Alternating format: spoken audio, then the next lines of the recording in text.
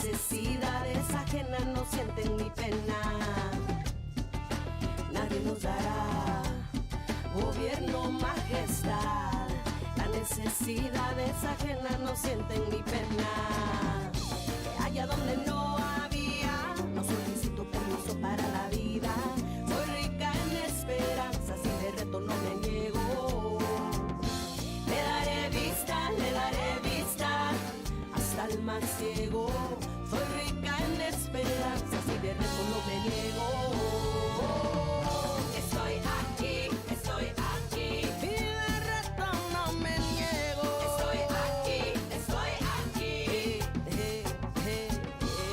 Estoy aquí, estoy aquí. Yo veré, no me encierro. Estoy aquí, estoy aquí.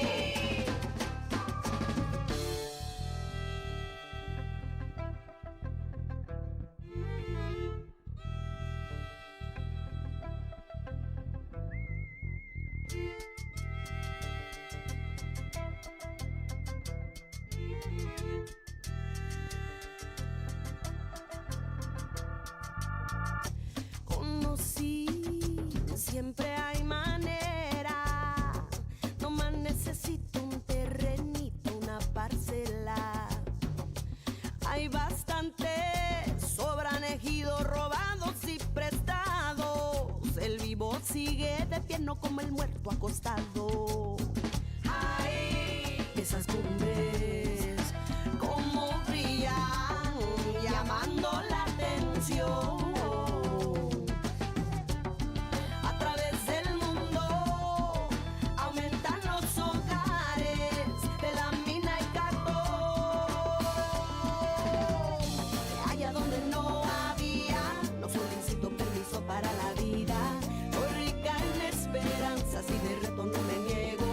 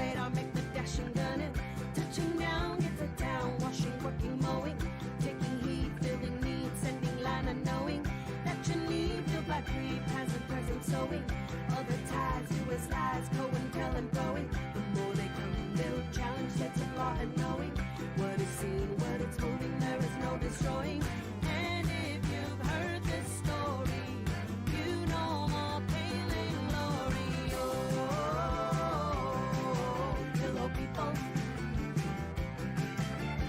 Oh, pillow people. Dreaming, dreaming, dreaming dreams, pay us slowly lifting on the pillows in the valleys, on the bestia drifting. Milagros santos, muchos love, elder persinadas, a sick return, a miracle, new peregrinadas. The oracle said miracle, yeah. History at its pinnacle, yeah. The oracle said miracle, yeah. Dreaming is the pinnacle, yeah. And if you heard this story, you know more pain than glory.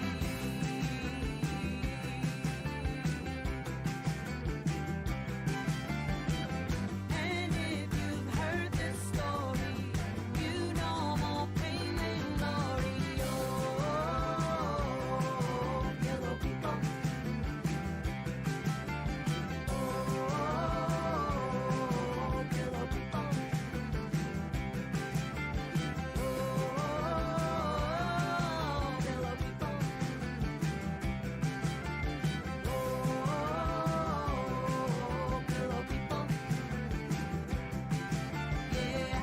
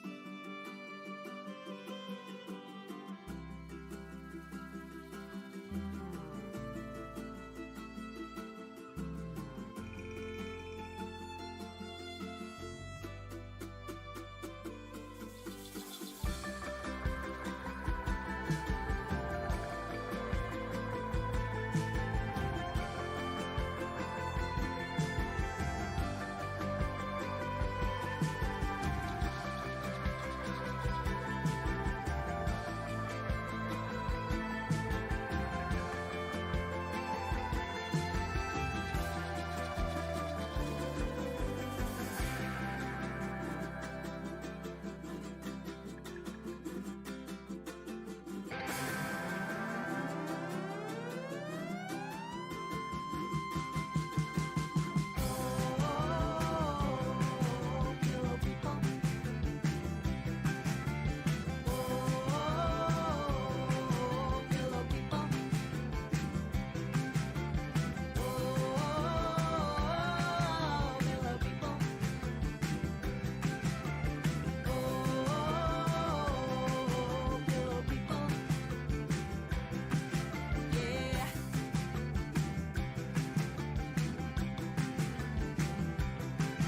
Yeah.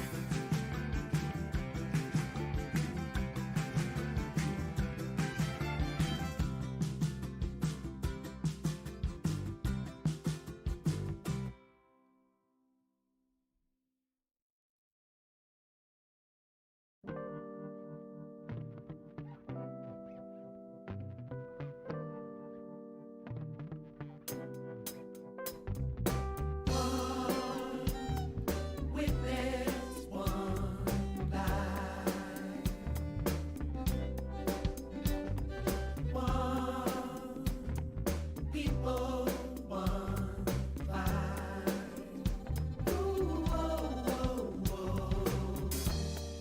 Ain't no living, no creating in some kind of bubble. There's no reaping love without some kind of struggle. One life, one fight. Shadow light slay dreams in the wake of rage, all moving to a single snare, convincing each other that we don't care. But a lonely you needs a lonely me, one heart, one dream. Rays of hope are soaring through the sky.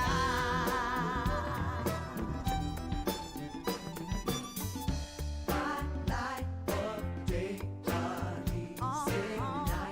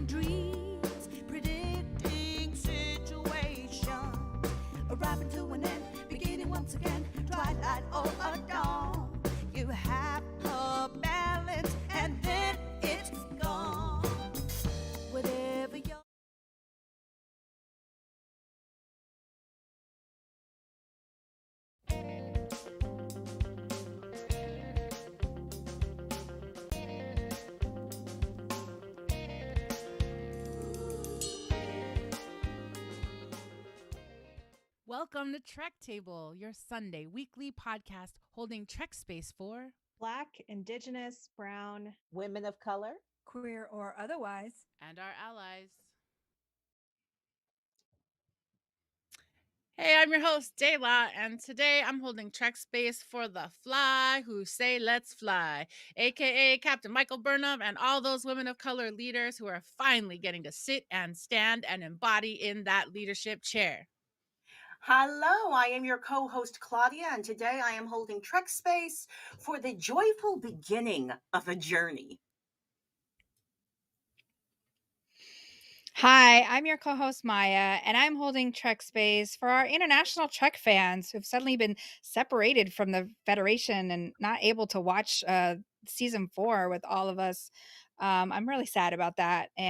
But I hope that you all have created your own syndicate and are finding ways to find your needs met in anyway.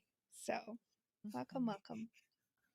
Yes, and let's go ahead and invite folks in the chat to go ahead and share with us on YouTube chat. What are you holding Trek space for? Yeah. And as we do that, let's go ahead and say welcome to the Trek Table. We want to next acknowledge that our teams for the Trek Table are on the unceded land of the Tongva, the Chumash, the Quiche, the Ohlone, the Puyallup, Pawtucket, and Massachusetts peoples. We are grateful to the Indigenous stewards of these lands, the ancestors who have come before, and those who are here now, and those who have yet to come. We invite our listeners and our viewers to also acknowledge and learn about the lands that they are on. So let's go ahead and breathe all that in. Go ahead, take a breath, breathe in. And exhale. Yes, and we want to say thank you to everybody joining us live on the YouTube chat and in the podcast for holding Trek space for women of color. We are excited to hold this for our live digital audience on the Outside In Theaters YouTube channel, as well as those listening on our podcast. Our opening track is titled Chicana Skies by the band Quetzal, off their album Quetzal. You'll be hearing several tracks by Quetzal throughout this episode of Trek Table. Follow them at Quetzal Music or Instagram and see our show notes or the chat for a link to their merchandise and more. Yes, and we want to say welcome to episode 33 of the Trek Table. Thanks for showing up for this conversation with women of color as we are assembled today to talk about Star Trek Discovery Season 4, Episode 1. What's up, Season 4 premiere? We are so excited. If you have not seen it, you're going to want to check it out on Paramount Plus, as we have said, if you are in the US and Canada. We don't want to give it spoilers, so we're just going to say spoiler zone in full effect. We're going to move forward like you've seen it, so guard your ears. We love and care for your spoiler zone. So we want to say welcome back. Today we have a really great episode. We are going to talk about this first episode, Kobayashi Maru. Anybody else feel like you need to talk about this? Because we do so many things. We get to see how Starfleet Academy gets restarted. We get to really get a sense of whether or not Kobayashi Maru is now a new metaphor for the unending tests for women of color and not just the unwinnable tasks as it has been in Star Trek. Excited to hear Claudia and Maya break all this down for us. And we're just going to hold a lot of space for Book and all of the empaths. And we're having Quajon feelings right now. So I just want to acknowledge all those things. So many things today. Yes, and if you're as happy as we are that Trek Table is holding space for Discovery and other Trek fans, then we invite you to share that joy with us by becoming a supporter at patreon.com/Trek Table.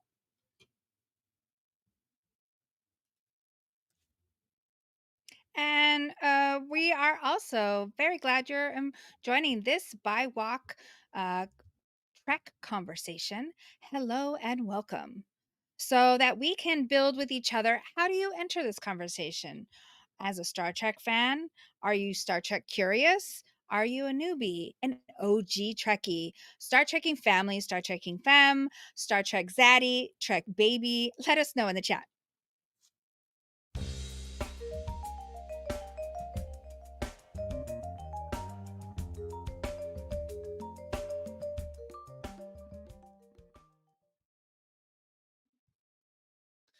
Awesome, and welcome back to the Trek Table. This week's episode 33. We are breaking down Star Trek Discovery Season 4, Episode 1, Kobayashi Maru. It just premiered on Paramount Plus, and we're going to dive into this episode a couple of different ways. We've got some Trek Table questions. Thanks, Claudia. We're going to play a little bit of popcorn recap and see if we can't understand the events of this episode. We'll also talk a little bit about Discovery design and get into some of this new fashion, this new tech, and all the different things. I have questions about Kaminar. We're going to also talk about thematics. So we'll dive into some topics today about Burnham and this title. We'll talk about Kaminar, Quajon, and more. We'll then also jump into some signal boosts. That's something we like to do here on the Trek Table. So we've got some signals to boost today. We'll share our final thoughts on this episode, and then we'll share gratitude. All right, so we're so excited that everybody is here, and we want to show you our practice. If you're new to the Trek Table, if you have joined us before, welcome back. We're just going to check in really quick so we know who's talking about, who's at the table, where are people coming from. So we're going to invite folks to go around, share your name, your pronouns, your visual description, and any access check-in. And finally, as we heard Maya ask us before we went to the break, how do you enter as a Star Trek fan? And just to model and support, I'll go first today. Hey, I'm Dela. My pronouns are she, he, they, and Dela. Visual access, I'm a mixed Filipinx person. I've got dark black hair that's got some blue up in it. I am sitting in front of the hallway on the USS Discovery, season 2, 3. I'm going to double check these hallways this season. And my access check-in is that I'm just a little discombobulated because I broke the tech on my cell phone, so I'm feeling my interdependence with technology these days. But other than that, I'm so good. And in terms of how I identify as a Star Trek fan, I would definitely say I'm a Star Trek head, and I fell in love with Next Generation. But if I were sci-fi poly, which I am, disco would be my primary. And that's me. Claudia, can I invite you to go ahead and check in? Name, pronouns, access check-in, visual description, etc. Indeed. Hello, everyone. My name is Claudia. My pronouns are they, their. You can also use she, her. My visual description, I'm an African American woman with a big old afro. I got my headphones into my Star Trek t shirt. I am sitting in a projection of the original Star Trek deck, kind of trying to like hold a middle space between where Spock and Uhura would be. That's really where I am in all of my dreams. And my access check-in is that I'm actually in the middle of a flare, so you might see me. I'm physically disabled, so you might see me pull a face. I'm never pulling a face at one. Well, I'm rarely pulling a face at one of your Star Trek opinions. Generally, I'm pulling a face because one of my muscles is pulling me. Other than that, I've got my tea, Earl Grey, hot. And all of my access needs are met. And I identify as a polyamorous science fiction. I watch all of them. I've been deeply, deeply revisiting some Dune lately, like the entire series, right? But I'm also generational Star Trek. It was given to me by my mother, and I am spreading it to the next generation. How about you, Yes, Maya? yes. Hi. Great. I am Maya. My pronouns are she, her, and hers. Um, I am a Latinx Guatemalan mestiza, and I am sitting in between these two cuties, Detmer and Awosakun, on the bridge. That's in my background. I have magenta, purplish hair, and most of my access needs are kind of met. I don't know if they'll ever be met, but I think about that and I appreciate that question. I used to watch a little bit of Star Trek Next Generation as a kid and in reruns and some of the original series, but I'm sort of a newbie here. I'm the one who's going to ask questions. I have no fear. I don't care. I love being in this conversation anyway, and so I've adopted a little Star Trek femme swagger. I'm sci-fi curious, and Mhm. I'm here just to encourage all of us to be creative and figure out this Star Trek metaphor for life. Yes, yes. Thank you so much, Maya. And thank you, Claudia. Our final bit of business before we actually jump into these conversations today is just to welcome all of that. And we want to get into our Trek Table agreements. So if you're joining our conversation today, we want to say welcome to all who enter. Whether you're a newbie or you're raised in a Star Trekking family, welcome. Let's build this space together. Whether you use Trek Table as your nerdy exploration or as part of your self care ritual, Trek Table is a weekly space to put down the world for a second and come into Trek space. This is a space for Black, Brown, Indigenous, women of color to be a fan, a geek, a nerd, and explore the vastness of the Star Trek multiverse. Yes, Trek Table is also a place for our allies to come engage and explore as well. It's an opportunity for allies to hold space, focus on insights and perspectives or experiences that we or you may not be familiar with. And now that we are all here, we remind you that we seek to build an environment of mutual respect and listening. We understand that we'll disagree, and that is actually part of the fun, but there's enough hate going on out there, so let's keep our phasers on stun. Yes, yes. All right, so let's go ahead and breathe in all these agreements. Go ahead and take a breath in through your nose and out through your mouth. Yes. Oh, and that brings us to our Trek Table questions posed to our Trek Table assembled here and to those of y'all participating in the Outside In YouTube channel chat. So, who are you pre-shipping? Right? Like, what's your favorite couple, real or imagined, for season 4 of Star Trek Discovery? Who are we excited about being in love?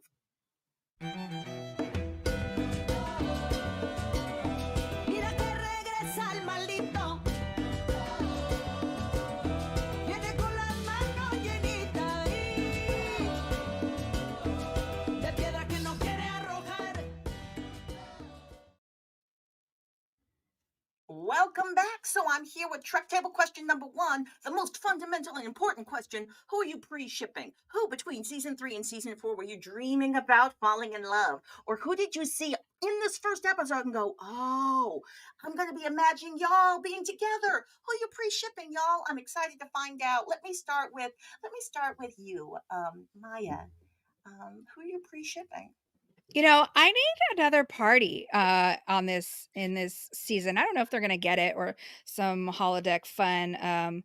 But what about hey, I mean, is I know nobody's really mentioned this I see your anywhere or hand. talked I about see it, your hand. but how about Owosakun and Detmer? I mean, all those longing looks. I know nobody has Mhm. discussed this or drawn lots of fan art about it, but I'm Mhm. sure any one of them. I mean, Mhm. it's the workplace. I Mhm. I'm wondering whether they already have something going on that they're keeping it real Mhm. chill. They're like, "Hey, we're at work. We know what we do. We know we're Mhm. fine. We can get this done." Or if something actually is going to happen for us as audience members that gets Mhm. to enjoy it. So yeah. Mhm. What about the rest of Yes, y'all? Well, yes. did y'all see there's a bar? There's a bar this season. Wilson Cruz and Anthony Rapp. Oh, There's right. promo shots of them at a bar. And so I mean, someone put it in the Twitter comments, but was like, yeah, 10 forward much? Like, hex yeah, I'm ready for it. I'm ready for it. So Maya, yes to what you were just saying. I mean, there's just so much stress, they need to be able to relax. Not everybody's got a drink, but yeah, some hangout time. Yeah, some Mhm. downtime. Absolutely. Mhm. What about Claudia? Well, Who are you? I'm just wondering, did you all see the new bridge crew officer? I want to say his name. I've already forgotten his name, y'all. I'm Lieutenant sloppy. Christopher. Lieutenant Christopher. Yeah, yes, Lieutenant Christopher. Lieutenant Yes, Christopher. Mhm. yeah, he was brand new, but I was Mhm. already seeing sparks between him and Bryce. Is it Bryce? I Mhm. mix up Mhm. Bryce and Bryce. Reese all the time. Oh yeah, Yeah, him and Lieutenant Bryce. Bryce. I feel Mhm. like him and Bryce are already a thing, and that's what we were seeing. We were seeing two folks where it's like, oh yeah, no, Mhm. we've already been on we've been on 2 dates in Mhm. one of the holodecks, and now Mhm. we're just flirting. Mhm. Mhm. You could cover my shift. I love it. I love it. Okay, so I'll just say I don't want to counter what Maya just said in terms of pre-shipping. Yes, I want to say I'm Okay. here for a Wosakun and Detmer. I'm here for it. I'm here for it. I'm here for it.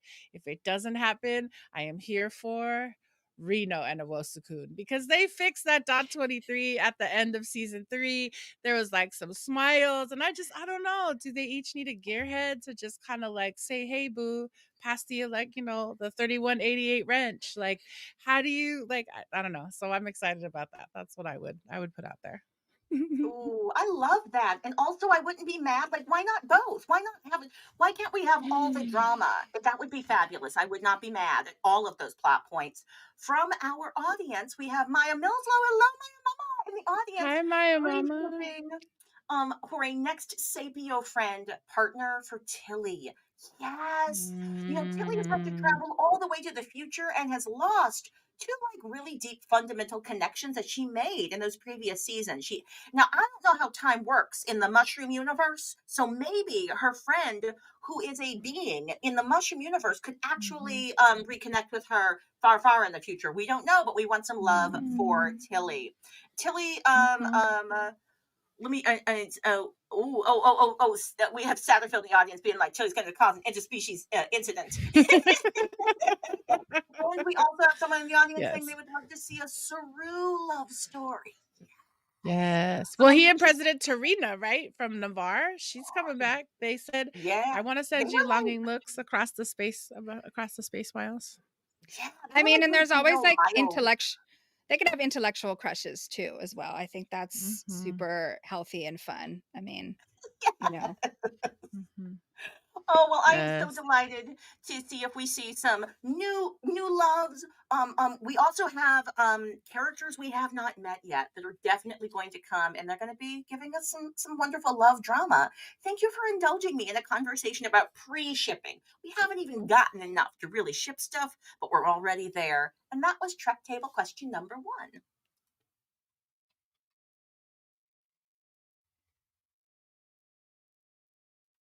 Trek Table is proud to be a part of the digital theater platform at Outside In Theater. Like and subscribe to the Outside In YouTube channel for our weekly live digital recordings. Listening on the podcast? You can check it out at youtube.com/outside in theater.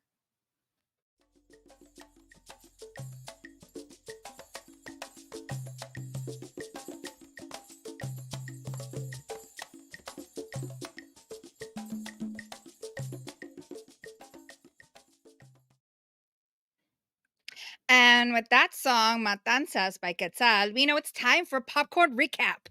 If you haven't participated with us before, the game is simple. We have 2.5 minutes to share the chunklets of plot from this week's episode. Today we're talking about Star Trek Discovery Season 4, Episode 1, Kobayashi Maru, written by Michelle Paradise, Jenny Lumet, and Alex Kurtzman, and directed by Olatunde Osunsanmi. Yes, and we think it's funny because Maya is a Star Trek newbie, kind of. Claudia comes from a generational Trek family, and I love minutia. We're not sure if we can tell you this story, but can we get it done? All right, Brandon, 2.5 minutes on the clock, please. Incoming transmission. Oh, the opening. Book and Burnham are on a diplomatic mission on a defensive kind of butterfly planet, and they freak out about Grudge being a queen. I knew this was going to happen. Disco fixes their planetary navigation system. Oh, so nice. Even though they didn't ask, but to be helpful, they are as grateful as Grudge is. Lots of fun shooting and fighting. Another planet, Kaminar. On Kaminar, the Baul and the Kelpians, they're actually like part of their own society now, and they meet in a synod that's like kind of underground or something, and they're trying to decide what to do with Sukal. And like Saru is like an elder and says really wise thing, and also there's no need to worry about Sukal. He won't bring out another Mhm. burn. It's all good.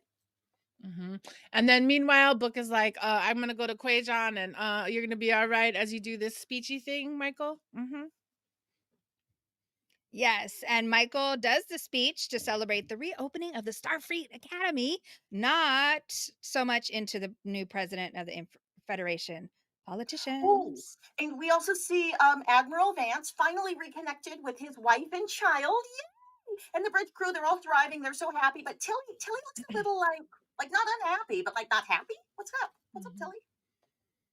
Yeah, and meanwhile, the President Relic, Lara Relic, she has decided she's going to join Discovery. She wants to see firsthand because she doesn't want to ask anyone to do something that she wouldn't do. So she goes on this mission to help this Starbase Deep Space Beta Repair Ship 9, I believe it is, 6. So they go looking to try to help this ship in distress. Meanwhile, Adira's boyfriend Gray is looking forward to getting a real body somehow. Okay, 50 more seconds. Book and Brother have a coming of age ceremony for Book's nephews. Super cute. They connect to the roots of the planet and mix sap and family blood, and then they see the birds flying. Uh-oh. And then the station is hit by a distortion, and this is the deep space station. And so Commander Knowles of the station, he works with Tilly and Adira to try and fix it. And this is Adira's first away mission. And then the station is hit by more waves and they need to escape. And then Captain Burnham decides she has to fly down and help release the escape pod on the station. And the president disapproves vocally. And Sukal convinces Saru, go back to Discovery. I'm fine. Michael Burnham's ship is hit by a rock, but it's super scary at first, but she's fine. And then she uses her super, dare I say, sexy spacesuit. And then Commander Knowles, he pulls a finger on Tilly because he's going to try a dangerous plan to save everybody. And the president talks Commander Knowles down, and then Michael frees the pod. So much happened. All right, so we didn't quite do it. We got a little bit excited. There was a lot. There's some critical things. All right, we each get one more big chunklet. I will take the last of the space station. So they are able to free the crew from the space station. It takes 2 different trips, and on the way back, when they land in Discovery, Commander Knowles dies in the wreckage. And then Book is flying around before dinner with family to see why the birds are freaking out. A gigantic wave hits his ship and knocks him out. Yes, and then he returns, right? So like there's a bunch of stuff. First, the president and Michael, they have an entire conversation about the Kobayashi Maru and like all of that stuff. And basically like they were gonna offer maybe Michael a job, but like they decided that Michael is not ready for that job because she's like making wild decisions. And then Book returns and they go and they see, oh my gosh, Quayshawn is gone. That was sad. It was so cliffhanger. Like mega cliffhanger. I know. Yes. Book had just shown Burnham his planet, previously to that. Yeah. So yes, Book. so thank you all for, I think we're all gonna feel the loss of Quayshawn for a while. Like I was not prepared. I did not. Anyways, all right. So well, yes. if you are looking for an act by act breakdown, one that's slightly more accurate than the one that we do, please check out Kennedy Allen's work at Women at Warp for a full breakdown. Yes, and if you're having a good time with us, then let's keep the dialogue going. Follow us on Instagram at Trek Table or on Twitter at Trek_Table.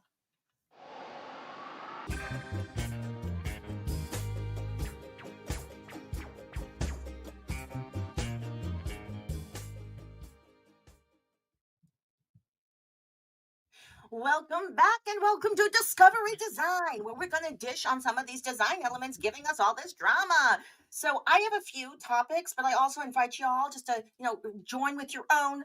Can we just first start with the title sequence, because we've discussed this on previous seasons of Trek Table, how the title sequence is giving us clues, and it has a big spoiler in it. Anybody else notice that one? I noticed some of the details because I've started to pay attention to it. Definitely still, there's still dilithium floating, so that's still a huge important thing. I noticed a minor change with the actual ship itself. So they put in some of the design elements of the outside of the ship. What else? I don't know. Help me out. Well, go ahead. Oh, go ahead, Dela. No, it just there's definitely some new shapes. It looks like there's like 2 magnets or C's that like spread apart to become, there's some new locking mechanism or something going on. So I noticed that in the new title sequence. And after the episode was over, I went back and reviewed the title sequence, and I saw that they had warned me about Quayshawn. They warned me in the title sequence, and I didn't look hard enough. I think they did. There was a moment where I was like, "Oh, this was telling me what." Like, Go back Okay. and watch. You'll see it. You'll see it. Okay. All right. Well, all right. Now I got to just say this. I don't know who I'm talking to. If I'm talking to Olatunde, yeah. I'm calling you by your first name. I don't know who I'm talking to, but y'all had a lot of design elements up in this show. Every single shot was either moving or had lights in it. Like it was like they were like, you know what? This might be our only episode. Let's put the entire budget into every single shot. So even the costumes, like those dress uniforms, I was like, you have to have epaulets and gold filigree thingies and a sandwich. I'm like, y'all, it's beautiful, but you don't have to put everything, all of it, all in one episode. We're gonna watch more episodes. Again, I know that I have opinions. Was that just me? They're I definitely, mean, I feel like go ahead, they're Maya. no, it's just, I mean, I definitely feel like they're it's like the original Star Trek was so low budget, so it just makes me, that's what I was laughing about is this gorgeous design. I love fashion, and I'm having lots of feelings about all of the multiple uniforms, trying to keep up, back and forth, new and different. So, I'll have more to say about that at another time, but yeah. I saw some amazing art on Twitter where somebody had taken the dress, not even the dress uniform, but it somehow like made it fashion for Saru. So it took that like kind of asymmetry, made that pop out to like a thing, made it a huge long skirt. And I was like, wow, I'm now seeing how fashion forward all these uniforms are. But I'm like, just calm down. Well, Let and the work. I totally get it, and I will say, like, I was having I was trying to understand, and then there was several shots in this episode where I just have to say I see the function of the design, because when the person wearing their uniform is able to stand in what I would call parade rest for like marching band people, like with their legs spread apart, that's their attention, right? So when they stand at attention, actually the jacket actually falls across their hips in such a way that just makes it look like intentional design, really smart, really subtle. And I noticed, not that I'm like spending the show watching everybody's crotch, but there were just a couple moments where I was like, what is up with that jacket? And then I saw it happen on different crew members, and I got it. And so I will just say I appreciate that Gersha Phillips and that team found a way to make uniforms for bigger hips or butt regions in a way that didn't make it like, look at the big butt. But it's like, oh, it's all subtle. Everybody's gonna go into, ready. Everybody's gonna go into attention. Let everybody look good in this shape. So that's one of the things that definitely jumped out at me. Okay, I'm loving this. I am loving this, and I can't wait in future episodes to talk more about this fashion. I had no idea I'd be so into Star Trek fashion, but y'all, it's a Mhm, thing. I'm mhm. wondering, can we talk a little bit about Book's ship? Because we got to see Book's ship. And Yes. actually, if you want to talk about any of the design elements you witnessed in that first section, Mhm. that was like its own mini movie, it was super Yeah. awesome with the butterfly planet and all of that. Feel free to riff on any of those elements. Yeah, I could. Yeah. You want to go first, Go Maya? ahead. No, I feel we're jumping right in, but you go this time because I Yeah, jumped no, the first time. I feel like, yeah, seeing the way that Bookship can like reconfigure. We knew that in season 3, but I just feel like it got to be a little bit sharper, a little bit crisper, a little bit sleeker this season already, just in this first episode. And then just, I didn't know there were so many pods. Like, I how does Book have all the pods? Like, it's super awesome. Yeah, and it Oh, pulls I'm gonna. apart and splits. Is that yeah, Mhm. that was just so, I was like, "Ooh." I don't normally care about a ship and things, but it's really, it's Mhm. moving, and then also just being on that other planet, and those onesies, the the Mm, white, all in the white butterfly onesies. caterpillars turn Mhm. butterflies, and then it's like the caterpillars, yeah, or I mean the butterflies swarm into those the wings, and their faces even face become a face mask. Yeah, that was a lot of fun. Oh my gosh, Mhm. so creative. And in fact, that you've got a ship that's modular. It reminds me of my favorite couch set where the couches can come together to be one big couch, but then they can also separate Mhm. to be different pieces of furniture. That's how I Mhm. think of Book's ship. Yes. That says a lot about me. Yes. But also the entire like the wings of these people as they come to attack folks, they have a symbiotic relationship with their planet. It's a modular Mhm. design where they all come, and like normally they'd be able to do it with just their instincts, but they have to get augmented help from those satellites. I just thought that was some fascinating stuff. That said, we got a comment from our audience saying the Academy was looking a little dark, like in terms of like color palettes, and we should be paying attention to this. Star Trek Discovery is it's telling us stories with the colors it's choosing. So I think our audience member is onto something that there might be some darkness coming from the Star Trek Academy, possibly. Big shout out though for the Archer space dock. Did anybody catch the music sting when the Archer space dock was introduced?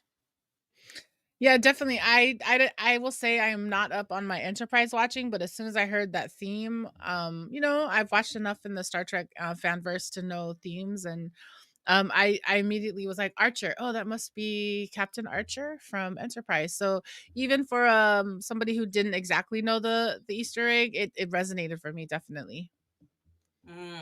Yes. And I gotta say, just a shout out to the way they're telling a story with light. They're telling a story with like the design elements that seem obvious to us, like special effects, but they're giving us like story and resonance with music, and that seems really powerful. I Another thing to observe is, first of all, you're seeing those floating dots all over. That's super fun. That feels like they're kind of normalizing the fact that this ship is alive and that the dots are around and that's a thing. Nothing really happened in this episode with them, but I saw them a bunch, which makes me have cross fingers. We're going to get more plot shenanigans with them, like we did in the finale of season 3. Could we talk just a little bit about Kaminar? Because like that was some Yes. extreme cool design. So it took until the second or third rewatch to realize, oh, right, this is the Baul, and this is how they solved that problem, or this is how that evolution happened that we first got to potentially witness in season 3. And so to realize that the Kaminar, that the Baul and the Kelpians are having this like Senate meeting or this council meeting underwater just felt really super beautiful. And I was like, I wanted to go on the Discovery ride that takes you to Kaminar Council. Like, Mm. Did it seem like it was below the surface? Or maybe it was repurposed from where Saru and his sister were kept. I was trying to figure out the location Oh, of it. yeah. Yeah, so because of the way the Baul seem to not be able to exist outside of that space, so they mhm, seemed almost like jellyfish hanging Mm. in their own little mhm, areas around. But it was nice. They seemed like the power balance in the room was set up so that, everybody gets a say. Everybody gets a mhm, say. And then it's like, Elder Saru, what are you gonna say? I was like, mhm, yay, Saru. It's also just like a really dramatic sign that they are in the future. Like the Kelpian planet is just it's real different. It's real different for them now that mhm, they're fully working with the Baul. I could go on and on about Quajan, but I feel like we might talk about Quajan and reflect on Quajan some more. So my last observation before we bring Discovery Design to a close is calm down, designers. Do we need to have so much open flame? When there with so much shaking, so many sparks every time the ship got rocked, I was like, this must be the worst. And then it would get even more dramatic. Will they have anywhere to go? We're going to find out on the next episode. Thank you for indulging me in my small rant about awesome design on Discovery. yes. And And yeah, so we want to give a shout out to all our podcast subscribers. Thanks so much for joining us. Thanks for following us on Apple, Google, and Spotify. Like and subscribe. That really helps us out. And for all the places that you listen or watch our podcasts. And as we head into our musical break, let me introduce to you Trek Table question number 2. This episode has us wondering, is not accepting failure a sign of resilience or denial?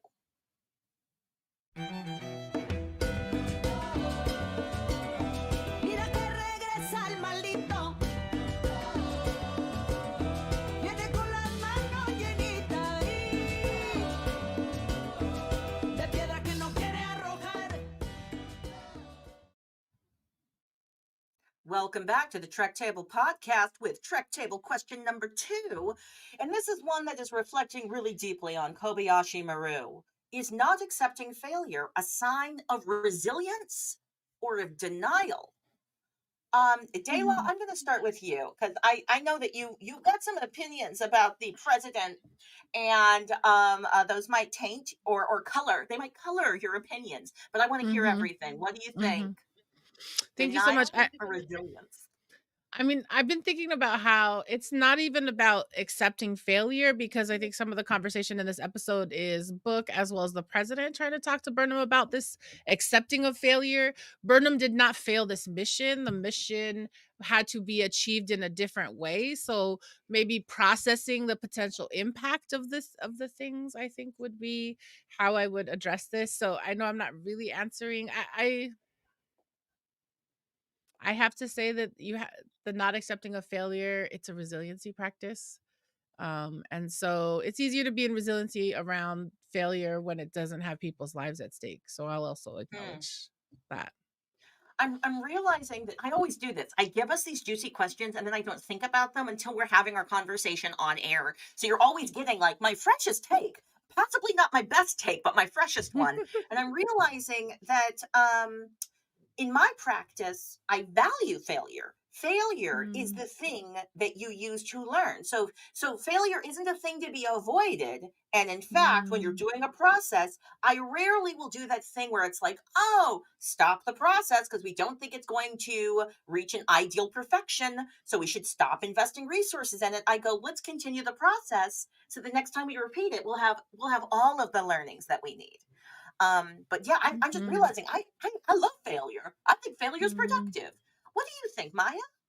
Yeah, no, I totally agree. As an educator, I mean, that is part of the learning. Part of and also as a creative person, I feel like the messiness, the falling down, the getting back up, that for me has always been a part of my thinking and trying to figure out and the magic that happens when mistakes happen, beautiful mistakes, powerful mistakes. But also this whole issue about no wanting to make sure that everybody makes it is to me brings up a larger debate about us as a society trying to bring everybody along, what that actually mm, looks like, who can be, and also the language of war, where the what do you call it, the collateral damage, where we Mm, don't think about mm, our what our actions have caused. So I feel like this is something that we're going to be thinking about throughout this whole season for sure. mhm, mhm. mm. Juicy, juicy. Indeed, indeed. All right. Well, I'm going to bring us to a close for Trek Table question number 2, just because I feel like this is going to have resonance throughout the rest of our conversation. But thank you for that. And we also want to thank all of you listening and watching, right? We're here on YouTube. So head to trektable.com if you want to get that first look at the Trek Table questions, the inside scoops, and more. Sign up for our mailing list at www.trektable.com. And now comes the time in our show, the solemn and serious time where we invite you to wiggle in your seats for a little Star Trek dance break.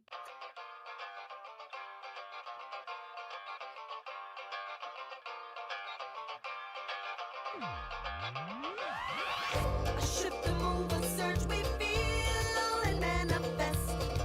Slide from uncertainty and lunge into intent. Interminable imaginaries guided by ancestor strength. Abide by no one's government.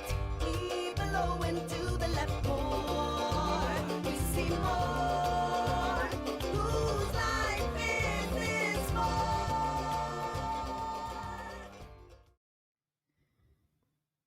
And welcome back to the thematic section of this episode of Trek Table number 33, where we're going to get a chance to braid it all together. We've been talking about some things throughout the show. We've had a little bit of it with design. We've talked a little bit about Trek Table questions. I know we have one more, but I wanted to just jump in and let us continue to process this episode, this title for this episode, Kobayashi Maru, and just what does it mean for Burnham? I feel like, yes, now Burnham is again in another canon moment with this title of Kobayashi Maru.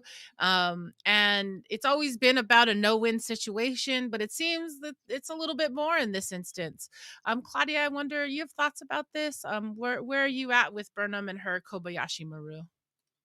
It might be that I'm a little defensive about this black female captain. I realize going back through my rewatches of Star Trek, Deep Space Nine, The Next Generation, I love every single black captain that they show me. I immediately bond Mm, with them, and usually that black captain gets murdered or has disappeared, and we never see them again. So, oh, Michael's my girl. Michael's my girl. So, I'm just mad that they can't just let her lead. Like, you have a mm, show that's about Michael Burnham, but they can't let Michael Burnham just be the captain. Why? Because broader society has to be convinced. And this is me stepping outside of the Star Trek universe and going into mm, our world, our universe that says, or that, with a bunch of the folks who decide that the audience will not accept black leadership mm, unless they make the black character fight for it. I mean, they mm, had Cisco have to be a god before he could be captain of that station. He had to literally be supernatural to justify, in the larger a white gaze, his leadership. So mm. she's proved herself. What else does she Yeah, got to do?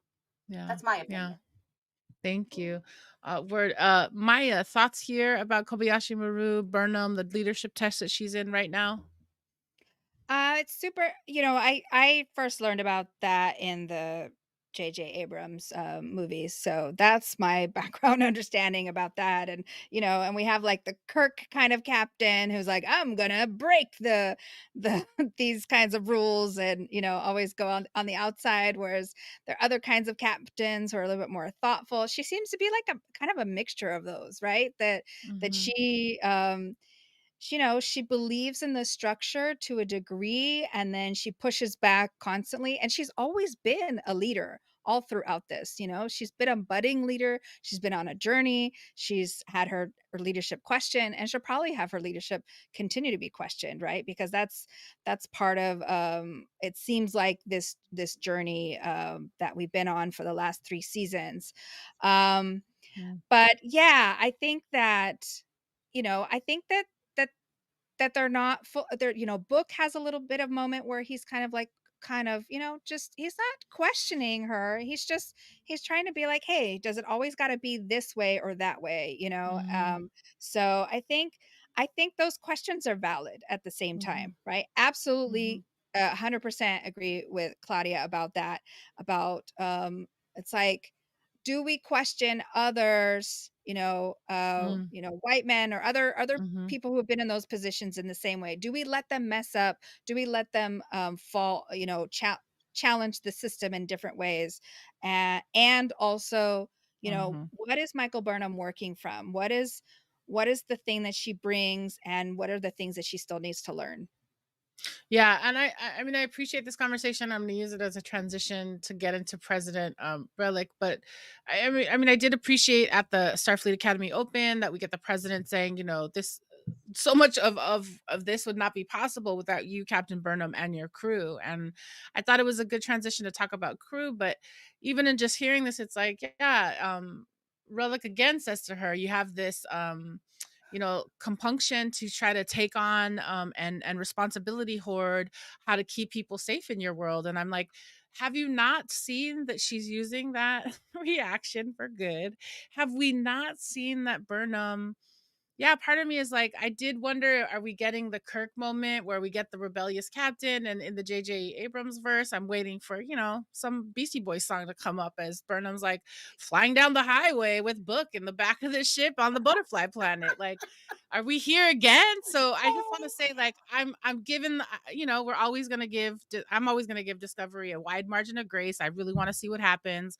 I thought this opener was super hot. I think really powerful also to think about. Now we know on the day that Starfleet Academy was reborn. Kwejan died. Like, just so many parallels. And here you have the president of the Federation on this ship. So let's talk a little bit about just really quick, any observations for President Rillick. We're about to see her, I think, all season. So really quick, Maya, thoughts on her? Is she feeling like she's supporting Burnham? Does this relationship feel familiar or suspect? What are your thoughts? I don't know. I think we already, Burnham laid that question at the it was like, I don't know, politicians trying to get in this business and mark points. But I'm really interested to see how that develops, So she's Cardassian, Bajorian, and human. And I want to know more about that, because especially the Kardashians and the Bajorans were I mean, what I know from uh what is it, the DS9, they were th- they were not that it was like illegal almost to have or you didn't want to have mixed children from those two groups, because the Cardassians thought Mm, that the Bajorans were inferior, and the Bajorans were fighting back against this colonial um, uh, structure. So I don't know. I mean, you know, President Relic is definitely going to be that kind of that that foil, right? Somebody to mm-hmm. bounce off of. Mm-hmm. Yes. Claudia, what do you say? Where are you at with this president? Thoughts about her? Well, I think that with any character that's introduced to me on Star Trek that has any kind of level of authority, I don't trust them. I don't trust them at all. Like, it took me a whole season to be like, okay, Admiral Vance, okay. Mm, I'm not going to immediately look twice at every single thing you do. So I mm, want to just observe that that's my thing. I that's a thing I bring to this. So yeah, and also just fun drinking game for our entire audience. I might say Cardassian, I might say Kardashian. I might mix them up. You can enjoy that for mm-hmm, yourselves. But it is mm-hmm, amazing to have somebody who far, far in the future is representative of three races. One race was literally doing genocide to the other, and the mm-hmm, humans, for a long time, just watched it happen. Like revisiting the next Mm. mm, generation. I just was watching it this week, so I've got a real fresh anger at Starfleet mm, for not interrupting the genocide of the Bajoran people. And the only mm, reason that Star Trek got or Starfleet got involved was because one of their own literally became a spiritual leader of the planet. And through mm. that stuff, it saved the whole universe. So anyway, what's her name? She reminded me just a little Relic. Mm-hmm, bit. Relic. mm-hmm, She's a politician, so she's often doing things that don't feel trustworthy. And she's mm, working everyone and working every moment. So she's mm-hmm, super calculating, but she wasn't totally wrong in any of her observations. That said, mm-hmm, she delayed Captain Burnham. I timed it by 15 seconds the first time and another mm, 12 seconds the next time. And I go, when did they get hit by that last wave that ruined it all? If they just mm-hmm. had another 10 seconds, maybe the Mm. president shouldn't have been interrupting Michael when she was trying to lead. Mm-hmm. And as Ooh. Michael said, it was more dangerous for her crew. So I'm just thank you for doing the math. We now know. Check table has the receipts on that. So thanks for doing those calculations. Lifting up some things that we're seeing in the chat. Satterfield's like, yeah, she's a politician. Do we trust any of them? Brandon's wondering, is Burnham to Relic who Poe is to Oh, Holdo? Star This is Wars. a Star Wars crossover. So yeah, some deep things. All right.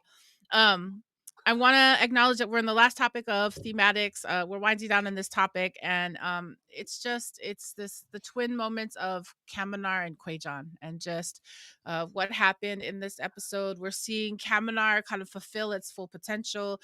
On the Trek table last week, we had just in the Hope or Hype show talked about what our hopes were for Kwejan, and now that we know Book as an empath can fly this ship, it just felt like all of a sudden we could have, empath training school for all the little kids on Quajon. So um I wanted to open it up really quick. Any final thoughts? I know we talked a little bit about Kaminar. Maya, can I come to you first? Your thought about Quajon and or Kaminar, and then Claudia, I'll close that with you. I mean, yes, both of them give me different feelings. Quajon, I I like the spiritual teachings, or just the cultural teachings from these different places, that remind me of practices that I'm connected to or that I've been a part of, of being that the way that that we are connected, with all these roots, especially on Quajan, but then also Saru's speech, really got me in the feels, I think, of kind of opening up, of wanting to protect ourselves in these times and other times, the ways that we can be insular, but really recognizing again, like, our connection is beyond just our own tribe, our own Mm, planet, our own people, that we're connected by a solar system, and a sun that mm, everybody needs for different a whole host of reasons. And then I just really loved Sukal when he's like, Saru, um I'm good, like, I'm mhm, happy, safe, and loved. And I was like, mhm, I want to be happy, mhm, safe, and loved too. So yeah, mhm, Sukal, that moment mhm, was really beautiful between the two. mhm. Yes. Thanks for dropping me at college, Dad. I'm good. You can leave. It's kinda how that moment looked to me. Like, I don't know, I don't have Yeah, like, children you who. can't protect me Yeah, forever, yeah, like, yeah, you did your thing. yeah, Yeah. yeah, yeah. Claudia, I wanna invite you to jump in here. Your thoughts about Kaminar, Quajon, where are you? How you feeling? Are you surprised? Uh, Are you I'm mad at Alex Kurtzman, y'all. I'm mad at mm, Alex Kurtzman. I'm naming names. I'm dropping names in this episode. Alex, that's right. I'm talking to you, Alex, right now with your first name. Why you always got to be genociding entire planets? Why you got to make that a plot point? This has mm, happened. This is the third time in a Star Trek mm, universe. Now, this isn't the Kelvin verse. So the Kelvin verse has experienced this horrible thing. And Alex Kurtzman was just like, you know what? This was really great for the Kelvin verse. Let me make this a plot point in this. And I'm like, don't do it. Stop doing it. mm, I watch Star Trek to feel good about myself, and I was dreaming of being on mm, that planet. And now I'm going to Mm. mm, process that pain and loss alongside the characters. I do find that this show is amazing at giving me trauma informed mhm, entertainment. So I actually do mhm, feel like that Star Trek Discovery is going to hold my mhm, hand through this pain. And they weren't just doing a flashy thing to do a flashy thing. I'm still mad at you, Alex. I would prefer a very boring show where only nice things happen. But what you gonna do? mhm, mhm. It's almost, like when Burnham turns to Book and is like, "Do the empathy thing. Do the empathy thing." Like, I wanted to see what that was gonna be for the rest. I mean, we're still gonna get that, but yeah, as an empath, I just was super sad that I mean, we get Deanna Troy and we get the Betazoids. That's what they're called, right?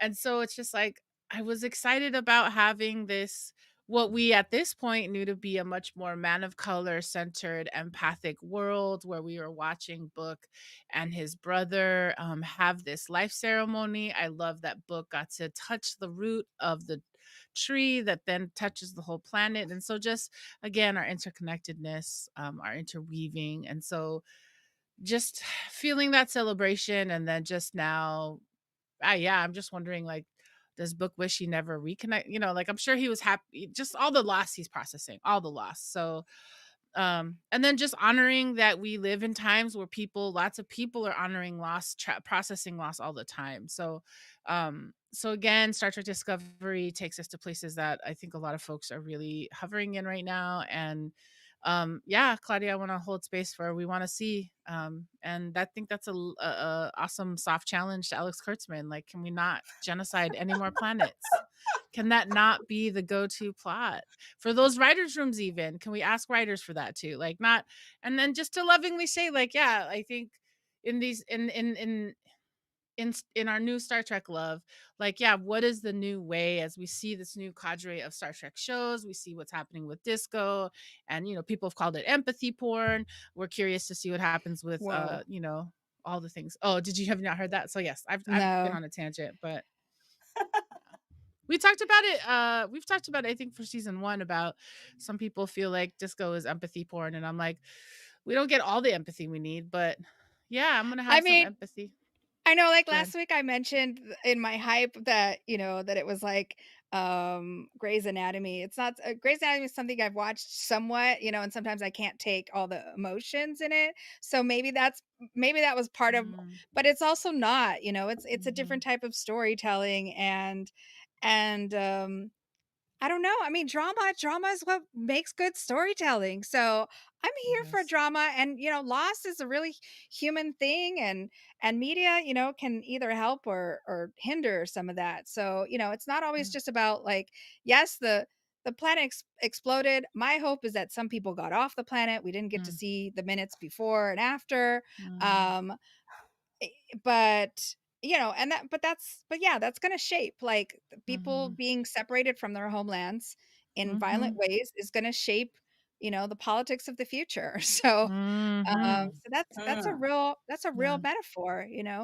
for real. And that is thematics on Star Trek Discovery season 4, episode 1, Maya. I feel like that is Ooh. actually an excellent way to end this segment. Thank you so much. Really, really, yeah, deep conversation. Oh, let's see where we go this season. Mhm. And now that brings us to our third and final Trek table question. The station is squiddled. That's a really fun piece of space slang. So, what are your favorite space slangs? Please comment in the chat. We're going to talk about space slangs, and guess what? You can use even non-Star Trek slang. I'm going to let you. You can sample from all of the things you're always mentioning on this show. So you can give us some Dune slang, some Harry Potter slang. I'm ready for your Lords of the Rings slang. What's your favorite? What's your favorite fiction slang?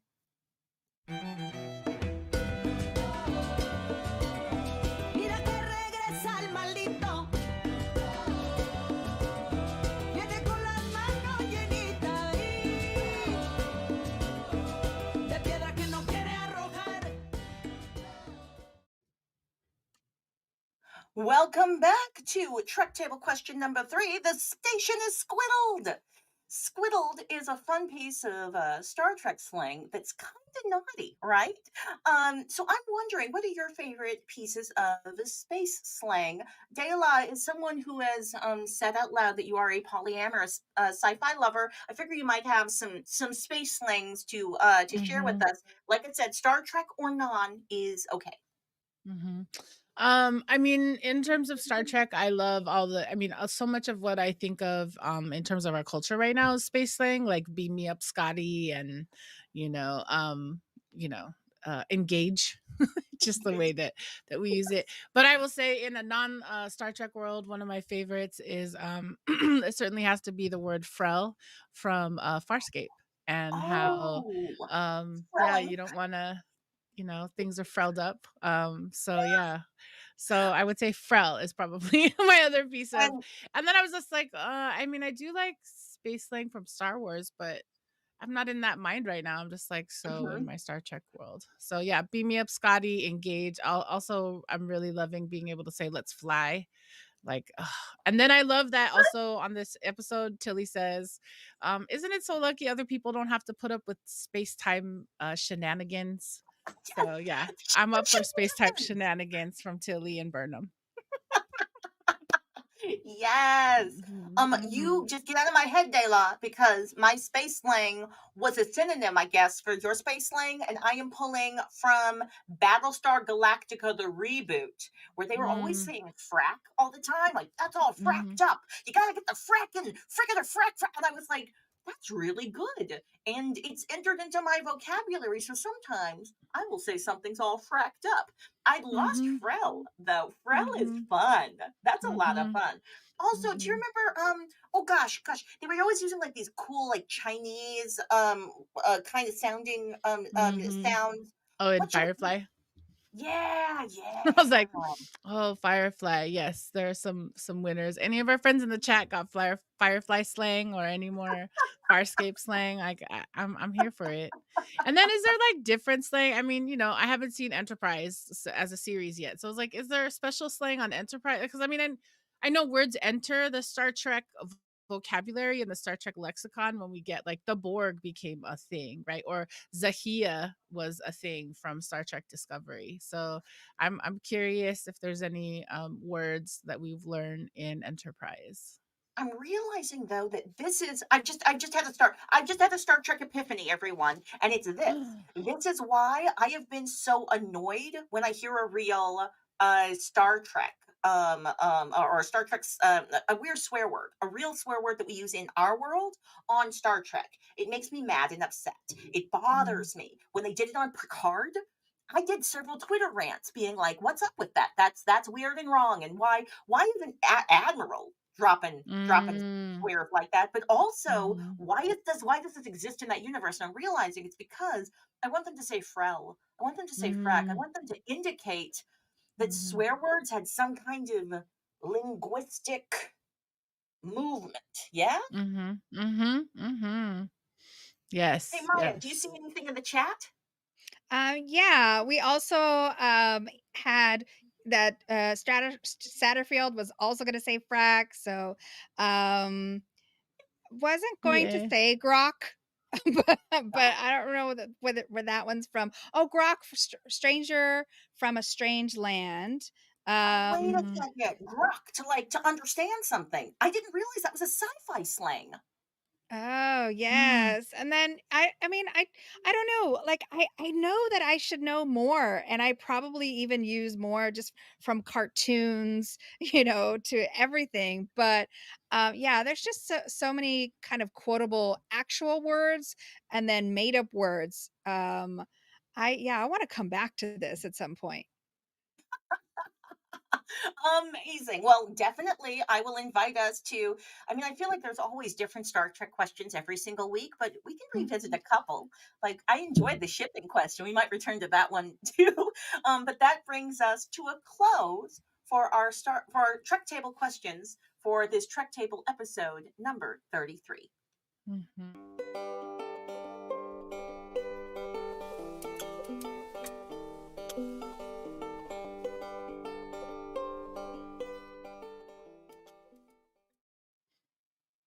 And we're back here on the Trek Table, and we are in our segment called Signal Boost. We strive to hold space for Black, Indigenous, Brown women of color, and here are some resources that amplify or highlight some of the work of women of color content creators, community builders, and world shapers. Maya, can I invite you to share the first? Yes, we'd like you to check out one of our favorite bands. We talk about them a lot, but Quetzal has a new album out called Puentes Sonoros or Sonic Bridges. They're a Grammy winning East LA band, and these musicians sort of stand at the center of transnational and transformative son jarocho practice, bridging rural life of Veracruz, Mexico. With contemporary Chicano sensibilities of urban struggle for freedom and self-determination. So there are, there's the percussive, the traditional strings, zapateado blend with Afro diasporic R&B and bata, drawing from all these cultural roots that craft echoes of the future. So check out their new album at Quetzal Music on Instagram. Yes, thank you so much. We're so grateful to Quetzal and our friends there for all the music they share with us. Our second signal boost of today is just an internal truck table signal boost. Last week we did a hope and hype episode, and we talked about all the characters we were hoping and hyping about, and we did not mention Michael Burnham because we have a special segment just for her. So here is a hope and a hype from Maya Mama, our truck table co-host. She has got this amazing new segment, Popcorn Burnham. So just like popcorn recap, my mom is going to tell us Michael Burnham's story in 2 minutes. So check that link in the chat or in your episode notes so that you can get all the info on Burnham's early life as you meet her in season 4. We'd also like to uplift Juliana Lowe, a VR world builder for social spaces, who specializes in spatial design and art. Her work has been featured in Burning Man VR 2021, Vancouver International Film Festival, Queensland XR Festival, and you can see her work now as part of the 41st annual Hawaii International Film Festival, where she's one of this year's HIFF XR Artist Spotlights. Audiences all over the globe can check out the piece at hiff.org. The link will be dropped in the chat.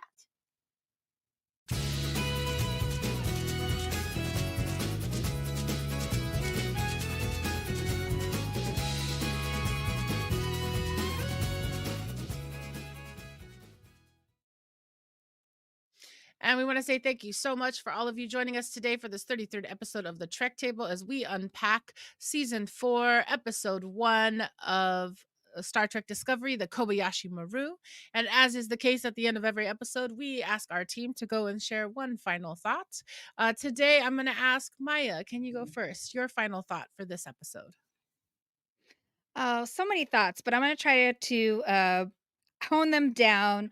With Burnham, luck is being ready. I'm ready for more, being ready, and her type of luck, and going on this need to save everyone and what that really means. Also, I just want to bring back, I knew that uh Grudge being a queen was going to come up somewhere. I feel like the writers have been listening to me. They or that, they, it's okay. Like I allow that. If you need more ideas, I'm here for you.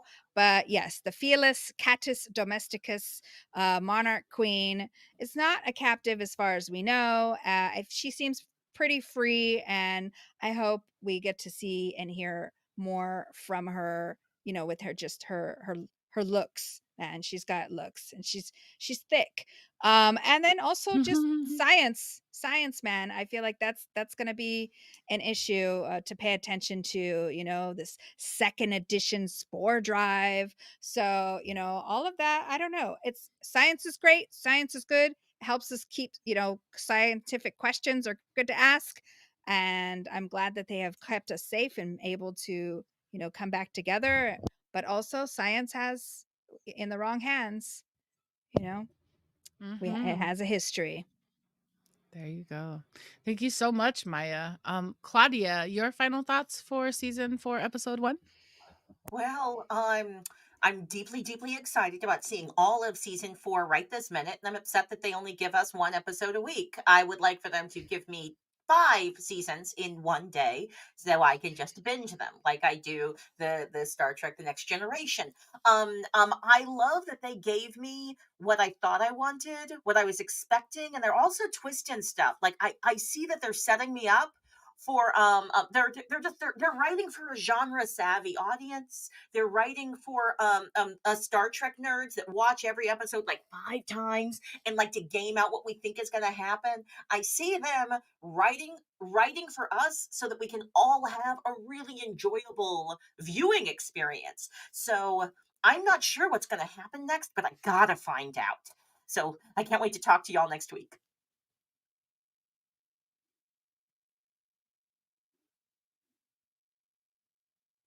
Awesome. Thank you both. I got excited and I muted myself. Um, yes, I'm so excited. I'm gonna share my final thought today and just say that I just deeply resonated with finally seeing Burnham be able to sit in that chair.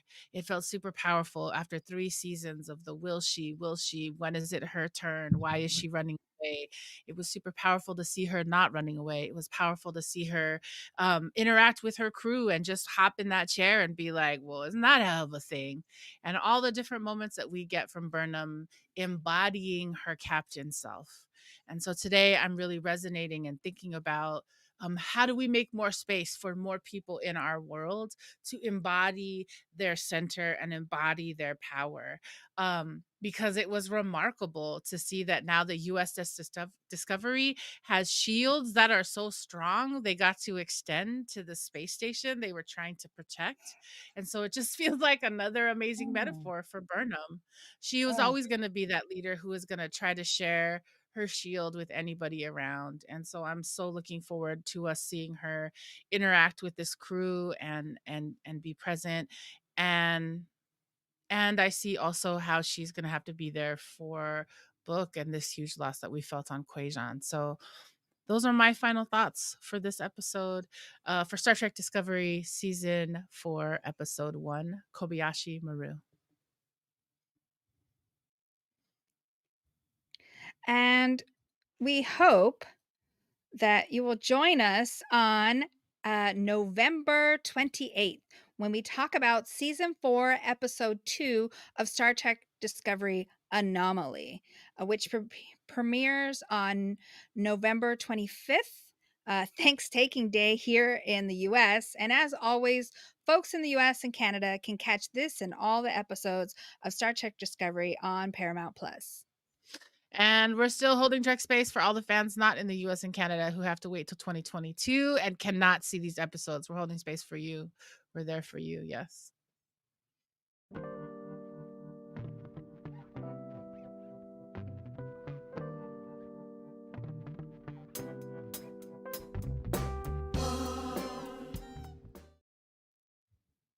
And we want to say thank you so much for joining us at this Trek Table. We want to invite you to get first looks at Trek Table questions, inside scoops, and more when you sign up at our mailing list at trektable.com. Find Trek Table Podcasts on iTunes, Spotify, Google Podcasts, and wherever you get your podcasts.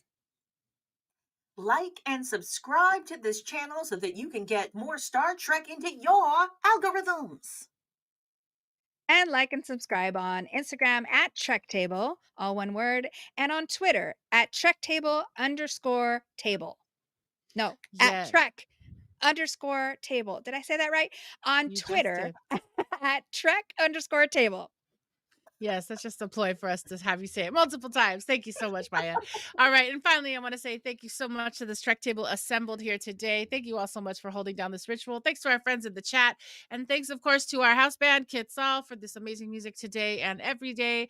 And of course, thank you to you, Claudia Alec, and Maya Chinchilla. Thank you for sharing your insights and your thoughts and your energy with us today. As we started the show, we were holding Trek space for those who fly and those who say, let's fly, aka Michael Burnham and all those women of color leaders who are finally getting to sit in, stand at, and embody their leadership chair. We've been holding Trek space for the joyful beginning of a ride. And we've been holding Trek space for international Trek fans who've suddenly been separated from the Federation and have probably had to create their own syndicate to watch the new season via VPNs. The Trek Table is produced by executive producers Allison Dela Cruz and Luz Minda Jadiwala, production coordinator Brendan Chang, stream manager Ariana Michelle, social media manager and chat moderator Isil Borlasa, and our social media associate Jimena Martinez. Deep gratitude and thanks to Outside In Theater, with extra thanks to Paul, Matt, Jessica, Danny, and Tamlin. Thanks to Dr. Deborah Carter, Doc Zulu, and Nancy Yap, and our partners at Visual Communications. Yes, we also want to say thanks to our content partners at Calling Up Justice. Thanks to Claudia, Maya Mama, and Callie. Trek Table is a service mark of De La Projects, LLC. Yes, and we want to say thank you so much, everybody, for joining us today at the Trek Table. Let's go ahead and close this ritual today one more time. Go ahead and plant your feet flat on the floor, grab your canes, and go ahead and take a breath in through your nose and out through your mouth. And as we've said, we hope that you will join us next Sunday, November 28th, as we dive deep into Anomaly, Season 4, Episode 2 of Star Trek Discovery. So, Trek Table, let's assemble next Sunday, again here at 4 o'clock on the Outside In Theater YouTube channel.